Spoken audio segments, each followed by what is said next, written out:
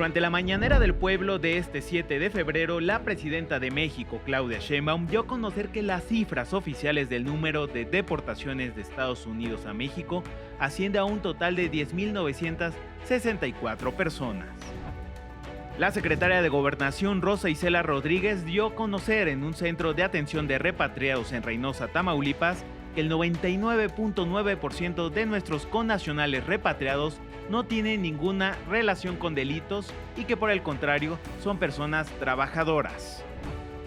El jefe de la patrulla fronteriza de los Estados Unidos, Michael Banks, declaró que desde el comienzo de la segunda administración de Donald Trump, los cruces irregulares hacia ese país han disminuido en un 90%. Yo soy Emerson Segura y bienvenidos a TV Migrante Informa.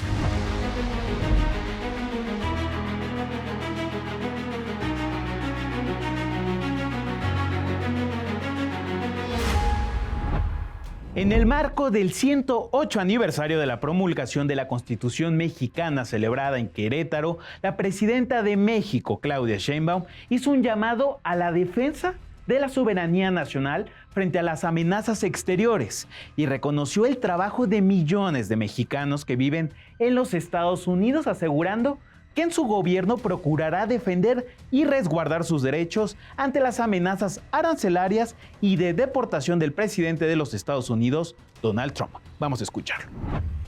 México es imponente por nuestros hermanos y hermanas que viven del otro lado de la frontera y que añoramos y reconocemos como nadie, porque nos une, más allá de nuestro vínculo sanguíneo, el amor a nuestra bandera.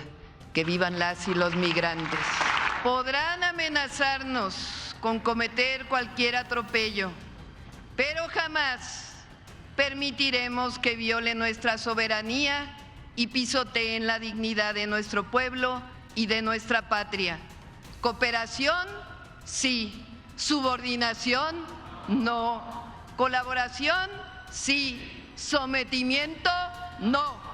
Nada de injerencismo, ni intervencionismo, tampoco de racismos ni de clasismos. Sí a la defensa de nuestra Constitución, sí a la defensa de nuestras libertades, sí a la defensa de la democracia, sí a la defensa de la patria. Las redadas de deportación y arrestos en contra de inmigrantes en los Estados Unidos dieron lugar a que miles de activistas inmigrantes salieran a las calles para participar en la campaña Un Día Sin Migrantes, donde diversos colectivos y miembros de la comunidad latina evitaron asistir a escuelas, trabajos y centros comerciales para mandar un mensaje a la administración Trump sobre la importancia de la mano de obra y el consumo de los latinos. Vamos a ver las siguientes imágenes. This protest is actually part of a national movement today called A Day Without Immigrants. Access to higher education. We are not criminals. We are hardworking people. Your mother works harder than your president. She does. Several closed signs here on the city's southwest side. He's joining more than 60 businesses in Illinois and California. Immigrants were encouraged to refrain from going to work. The administration says it's going after violent criminal immigrants. Some of the signs, United We Stand. Businesses shutting their doors to send a message about the importance of immigrants.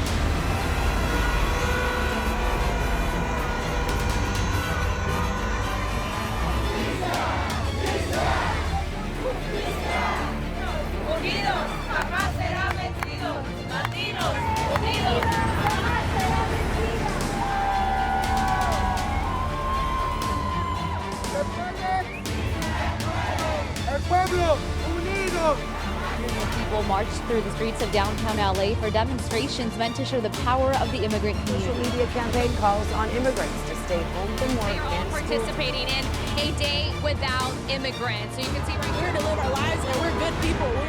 Que nos escuchen, que nos vean, que nos respeten. El estado de Maryland fue testigo del freno de la jueza de distrito Deborah Boardman al decreto presidencial de Donald Trump para limitar la ciudadanía estadounidense por derecho de nacimiento. El decreto del magnate republicano fue firmado el pasado 20 de enero en la Casa Blanca, mismo que había sido pausado por el juez de distrito John Cochran, esto tras una solicitud de revisión del decreto de estados como Washington, Arizona, Illinois y Oregon. El caso fue presentado en Maryland por 5 mujeres embarazadas cuyos bebés podrían verse afectados con esta ley. Desde 1868, la 14ª enmienda garantiza la ciudadanía a cualquier persona que nazca en los Estados Unidos sin importar el estatus migratorio de los padres. Hasta ahora, 22 estados han acudido a los tribunales para tratar de anular el decreto junto a organizaciones de derechos civiles, conformando una de las mayores ofensivas en contra de las medidas migratorias que Trump busca usar como un arma legal para expulsar a la comunidad migrante. Y justamente para hablar de estos temas, me da muchísimo gusto enlazarme con Ariel Ruiz Soto. Él es analista senior de política del Migration Policy Institute. Bienvenido, Ariel. Muchas gracias. Ariel, me gustaría preguntarte, ustedes acaban de publicar una guía justamente sobre arrestos y deportaciones por parte del ICE. Cuéntanos un poco de este estudio publicado por el MPI. Mira, la guía lo que busca hacer es tratar de dar la información más correcta que sabemos sobre los arrestos, cómo se dan y cuáles son las autoridades que pueden hacerlos para poder tener mejor conocimiento y calma a las personas migrantes que pueden pensar o que pueden ser sujetas a este tipo de deportaciones. Y en realidad este documento viene para tratar de explicar lo que se puede hacer bajo la autoridad migratoria y lo que no se puede hacer. Por ejemplo, algo que queremos hacer en la guía es documentar que una persona, aun cuando una persona es sujeta a deportación, tiene derechos para poder quedarse callada, puede tener ese tipo de opción de apelar su caso y también puede después ser elegible para otro tipo de protección de deportación.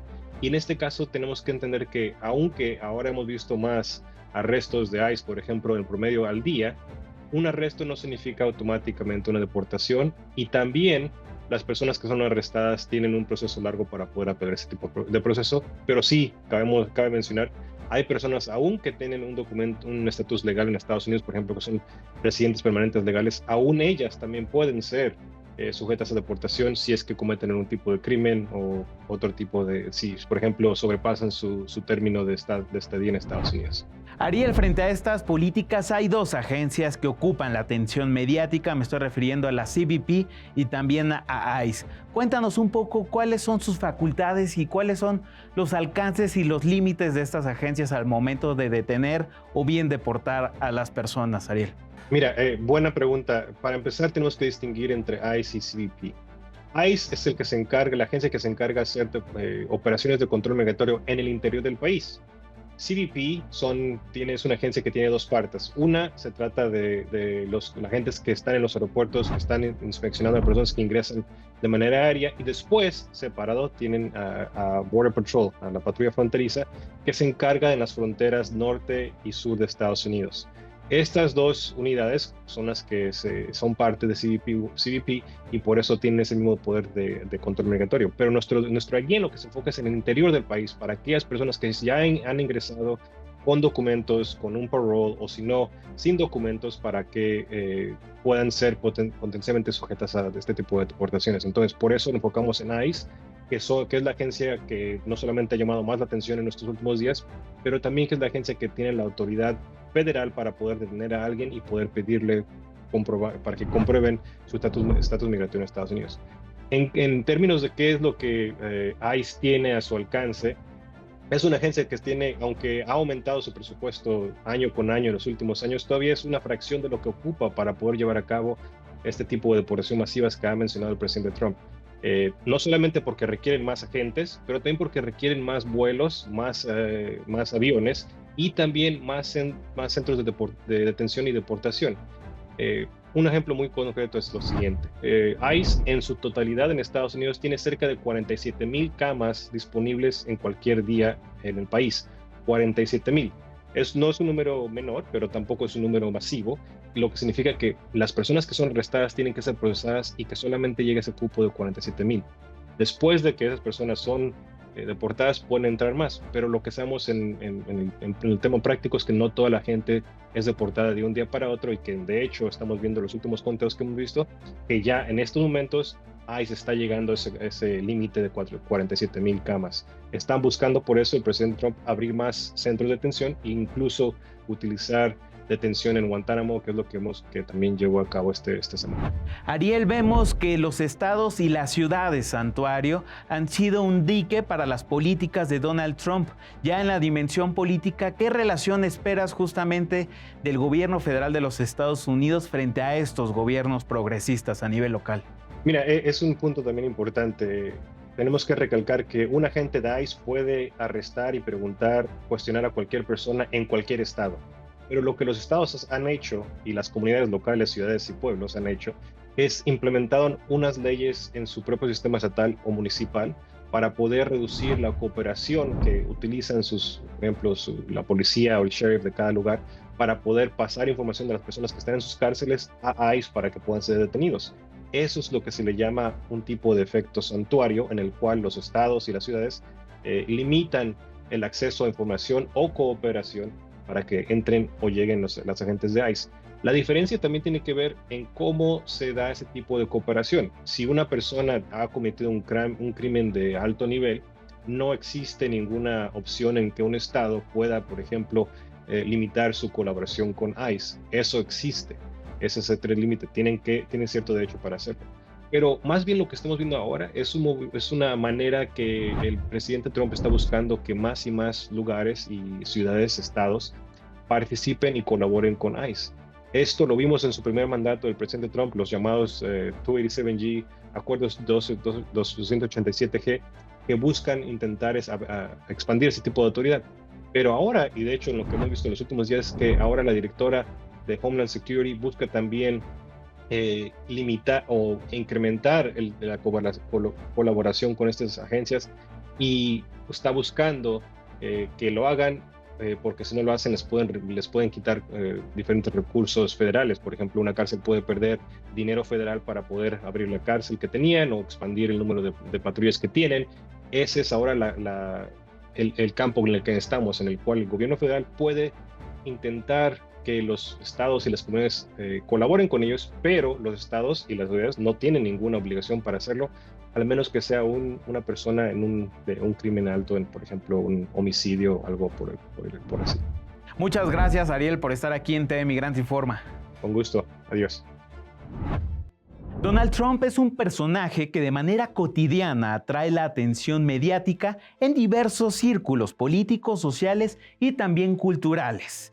La prensa es un instrumento potente para retratar sus decisiones políticas y las caricaturas políticas, desde luego, son el medio ideal. Vamos a hacer un recorrido justamente por algunos. Por ejemplo, el monero Brent publicó en el San Diego Union Tribune una caricatura donde pone a Donald Trump justamente con la palabra racista en el cabello.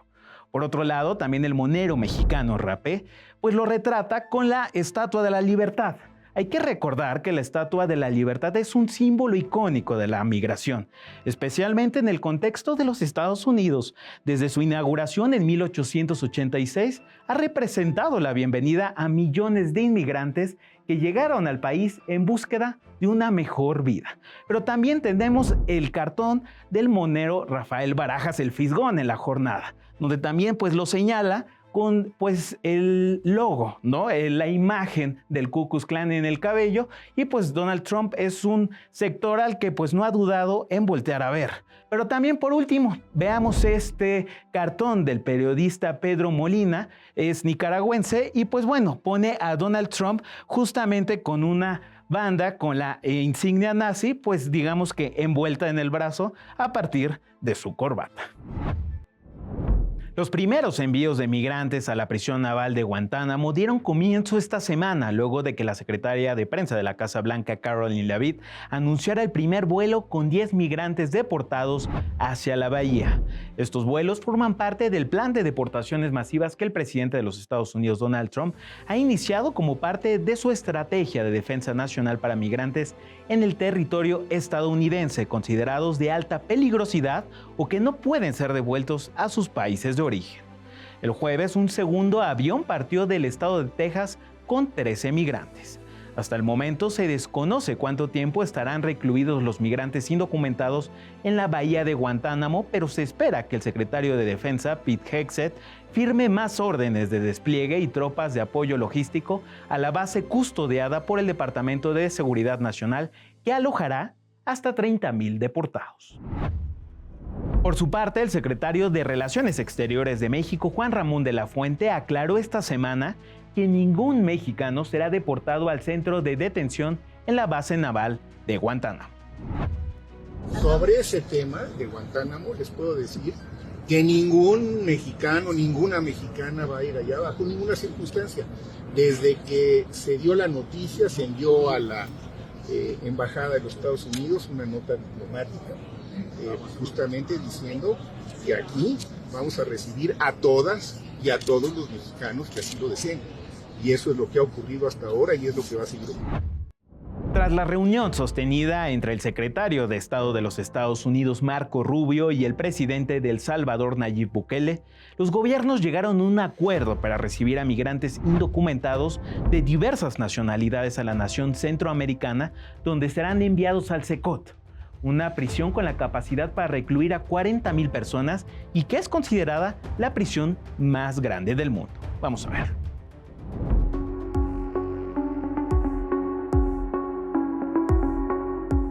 En su visita a El Salvador, el secretario de Estado de Estados Unidos, Marco Rubio, y el presidente Nayib Bukele acordaron trasladar a prisiones salvadoreñas a delincuentes convictos deportados por Estados Unidos.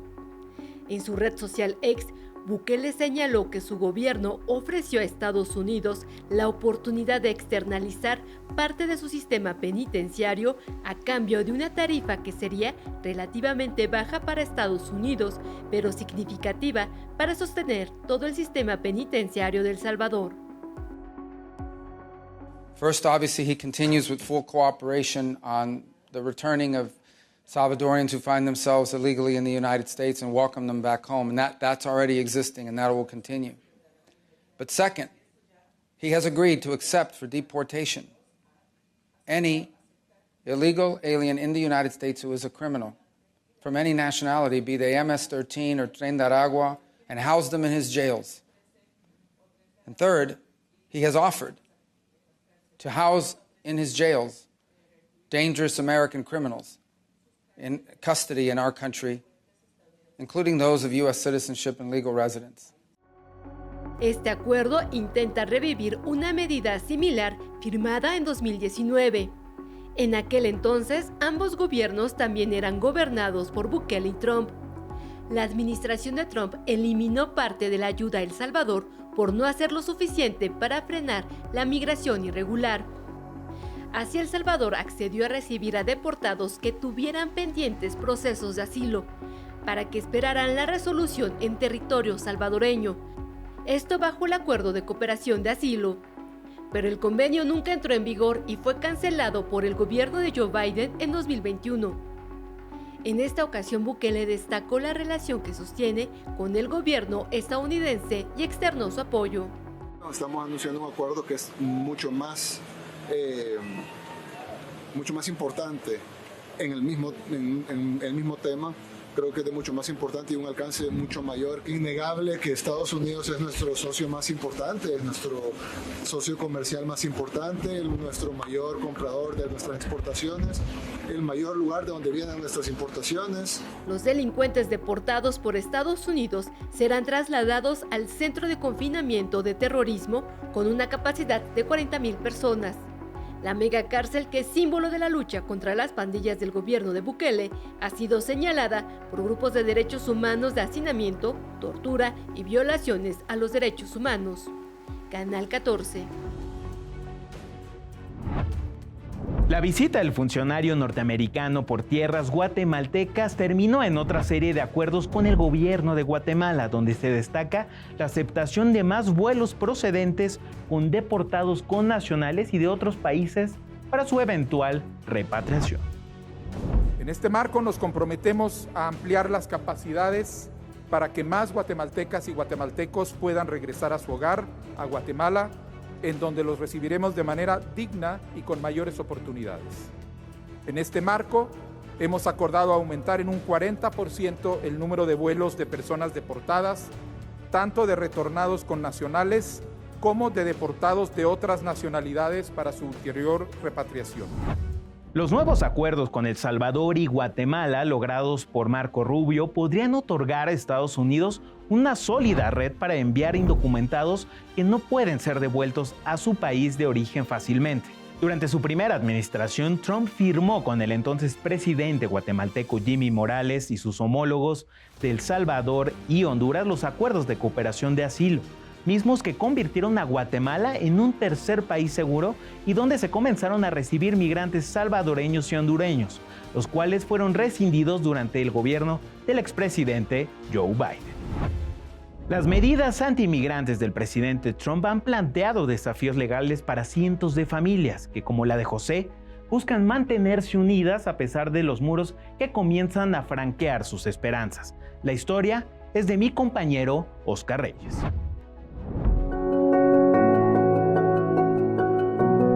Durante 15 años, José Galindo vivió en Florida, construyó un patrimonio, formó una familia e hizo su vida. Sin embargo, fue detenido por las autoridades migratorias de Estados Unidos. No solo fue deportado, también sufrió la consecuencia de ser separado de su familia. Yo estuve en Naples, Florida, desde el 2000. Llegué a Estados Unidos. Tenía 19 años y pues de ahí fue mi vida en Estados Unidos. A mí me deportaron me agarró migración en septiembre del 2015, afuera de mi casa esperando mi patrón. Llegué joven y en el 2006 me dediqué más a mi esposa y pues formar una familia y salir adelante, y gracias a Dios sí lo logramos, pero llegó el momento que me agarró migración. Durante el gobierno de Barack Obama fueron deportados 2.848.000 migrantes, cifra que puede ser superada en el segundo periodo de Donald Trump en la presidencia. Solo en su primera gestión, 766.376 migrantes fueron deportados. Tenía una vida estable, ya tenía mis 2 hijos.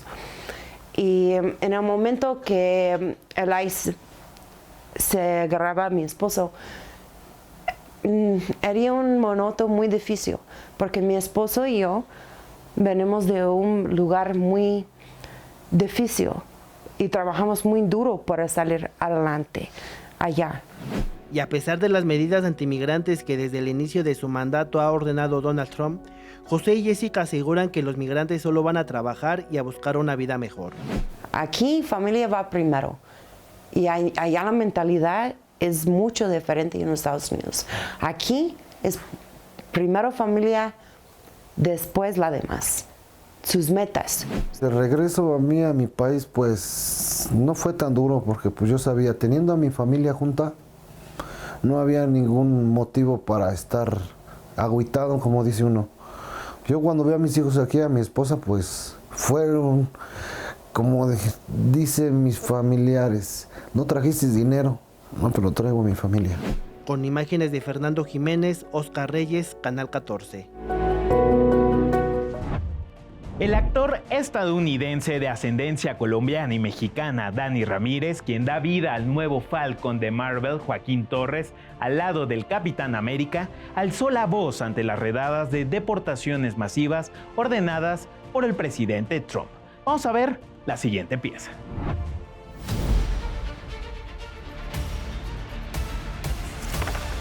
Un superhéroe no se mide solo por su fuerza o sus habilidades. Para Dani Ramírez va más allá de esas fronteras. El actor que da vida al nuevo Falcon de Marvel alzó la voz en defensa de la comunidad latina luego de que Donald Trump firmara una serie de órdenes ejecutivas para la detención y expulsión de migrantes en Estados Unidos. Bueno, es muy decepcionante, obviamente, porque siempre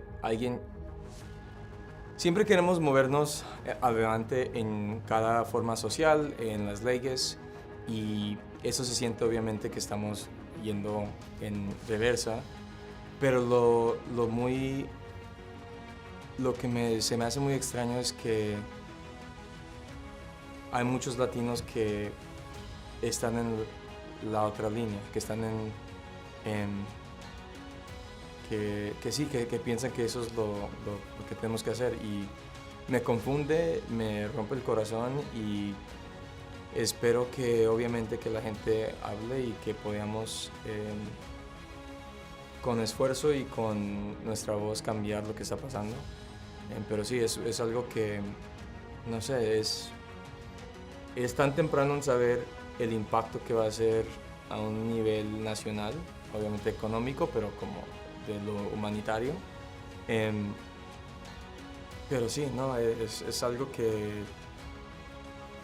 es muy decepcionante porque pensé que eso ya lo habíamos dejado en el pasado, que íbamos a cambiar leyes y poder encontrar forma de naturalizar y hacer que los latinos que ya están ahí que se queden, pero sí, no, es muy decepcionante. Ramírez nació en Chicago y fue criado en Miami. Hijo de padres latinos, se vio orillado a expresar su postura ante la que pretende ser la deportación más grande de migrantes en los Estados Unidos. El actor, quien junto a Tenoch Huerta, Oscar Isaac, Salma Hayek y Xochitl Gómez forma parte de un nutrido nicho de superhéroes latinos que busca representar el talento latino a nivel internacional. En 2021, Ramírez debutó en el universo cinematográfico de Marvel en la serie Falcon and the Winter Soldier, para dar vida a Joaquín Torres, quien en los cómics es defensor de la comunidad migrante que cruza de México a Arizona. El próximo 14 de febrero, Dani Ramírez dará vida de nuevo al superhéroe latino junto a Anthony Mackie y Harrison Ford en la cinta Capitán América Brave New World. El ascenso de Dani Ramírez en la cima de Hollywood da cuenta de las historias que la comunidad latina puede tejer más allá de las fronteras, demostrando que no todos los héroes necesitan poderes para realizar grandes hazañas. Con información de Sergio Omar Cordero, TV Migrante Informa. Muchas gracias por estar en este programa de TV Migrante Informa. Yo soy Emerson Segura y no se pierda todo nuestro contenido en la plataforma digital de los medios públicos MX Plus, por Altavoz Radio, por nuestras redes sociales @TV Migrante y desde luego en Canal 14. Hasta la próxima.